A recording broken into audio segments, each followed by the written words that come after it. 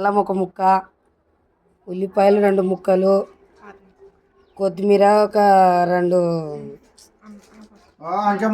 Chicken, పసుపు, chicken masala వేసి కలుపుకోవాలి. ఆయిల్ స్పూన్,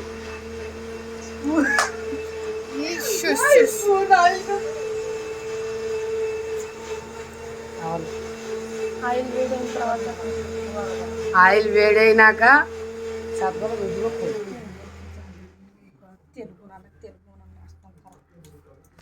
ఉద్దిపప్పు వేసుకోవాలి. ఆవలు లేదు కాబట్టి వేసుకున్న తర్వాత ఉల్లిపాయ వేయించుకున్న గ్రీన్ చిల్లీ చికెన్లో వేసుకోవాలి. కొద్దిగా కరివేపాకు వేసుకొని ఆ తర్వాత కలుపుకున్న చికెన్ వేసుకోవాలి.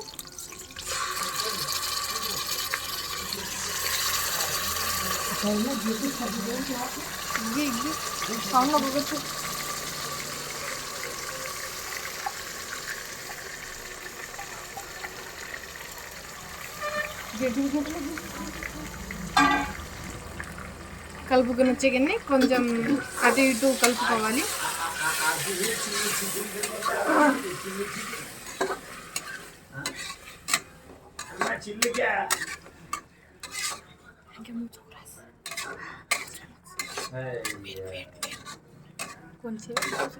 కొంచెం కోసం కుక్కర్ మూత మూసుకోవాలి 5 నిమిషాల దాకా.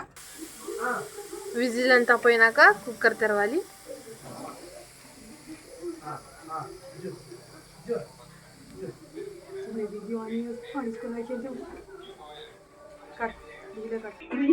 మూడు 4 టమాటాలు మిక్సీలో వేయించుకొని కలుపుకోవాలి.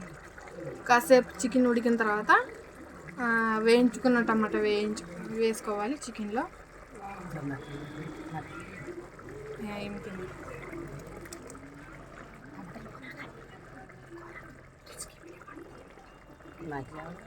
కొంచెంసేపు కలుపుకోవాలి.